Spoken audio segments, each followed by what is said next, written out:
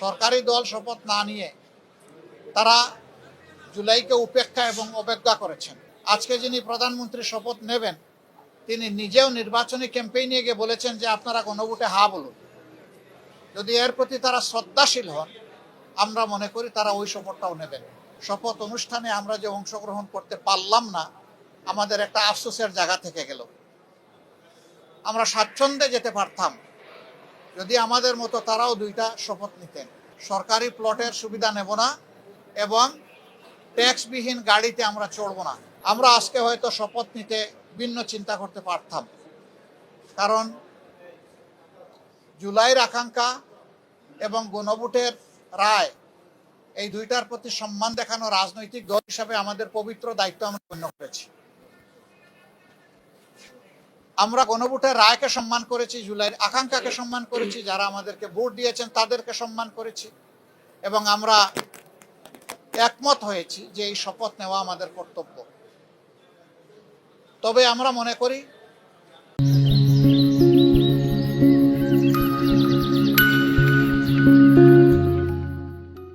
সরকারি দল শপথ না নিয়ে তারা জুলাইকে উপেক্ষা এবং অবজ্ঞা করেছেন। এতে জন আকাঙ্ক্ষার বিপরীতে তাদের অবস্থান বলে আমরা মনে করি।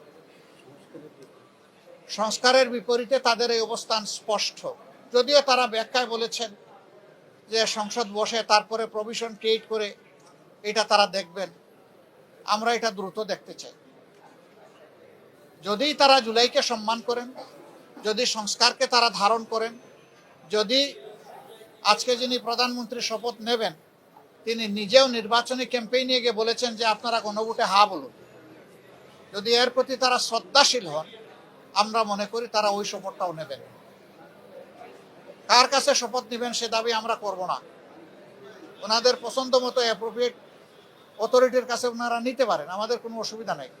কিন্তু আমরা দেখতে চাই জুলাই সম্মানিত হয়েছে এবং জুলাই স্বীকৃত হয়েছে। জুলাইকে অসম্মান অশ্রদ্ধা করে স্বীকৃতি না দিয়ে 26-এর এই পার্লামেন্ট নিশ্চয়ই কোনো গৌরবের আসনে বসতে পারবে না। আমরা আশা করেছিলাম তারাও শপথ নেবেন দুইটা, আমরাও নিব দুইটা সকালবেলা। তারপরে তারা আমাদেরকে অথরিটির পক্ষ থেকে দাওয়াত করেছিলেন বিকালের অধিবেশনে, যেখানে মন্ত্রী পরিষদের শপথ হবে, সেখানে অংশগ্রহণ করার জন্য। আমরা প্রত্যেকে 3টা করে কার্ডও পেয়েছিলাম, মানসিক প্রস্তুতি আমাদের ছিল, কিন্তু আমরা এসে ধাক্কা খেয়েছি। আমরা আমাদের জুলাই শহীদদেরকে অশ্রদ্ধা করতে পারি না, জুলাই যোদ্ধাদেরকেও আমরা অশ্রদ্ধা করতে পারি না, যার কারণে আমাদের শত ইচ্ছা থাকা সত্ত্বেও বিকালের এই শপথ অনুষ্ঠানে আমরা যে অংশগ্রহণ করতে পারলাম না, আমাদের একটা আফসোসের জায়গা থেকে গেল। আমরা স্বাচ্ছন্দ্যে যেতে পারতাম যদি আমাদের মতো তারাও দুইটা শপথ নিতেন।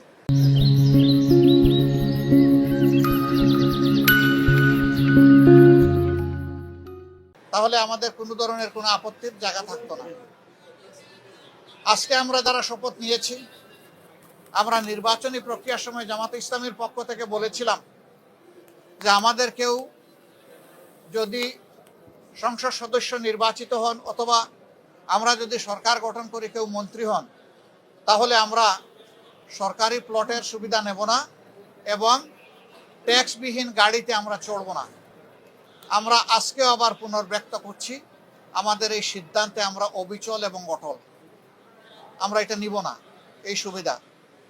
এছাড়া বাকি কতটুকু না নিয়ে পারা যায় সেটাও আমরা দেখব। আমরা সরকারি দল হতে পারি না, এই নিয়ে আমাদের কোনো আফসোস নাই। আমাদের আফসোসের জায়গা পরপর 3টা নির্বাচন ধ্বংস হয়ে যাওয়ার পরে জাতি বড় আশা করেছিল, যেভাবে উৎসবমুখর পরিবেশে তারা অনেকে ভোট দিয়েছেন, ঠিক তাদের ভোটের প্রতিফলনটা হবে যখন ফলাফল প্রকাশ হবে। কিন্তু সেখানে অনেক কিছু ঘটেছে, সেটা অন্য এক সময় আমরা বলবো। যার কারণে জাতির এই উৎসব ফল প্রকাশের সাথে সাথে মিলিয়ে গেছে। তারপরে আমাদের পক্ষ থেকে আমরা বলতে চাই, আমরা দেশকে ভালোবাসি। দেশ এবং জনগণের ভালোর জন্য সরকারও যদি কোনো উদ্যোগ নেয়, আমাদের সমর্থন তারা পাবেন। কিন্তু যদি আমরা দেশ এবং জনগণের স্বার্থের বিপক্ষে কিছু দেখি, তাহলে আমরা জনগণের হয়ে এই জনস্বার্থ বিরোধী কাজের বিরুদ্ধে আমরা লড়াই করব, আমরা প্রতিরোধ গড়ে তুলব ইনশাআল্লাহ, এবং সেটা জনগণের জন্য, জনগণকে সাথে নিয়ে।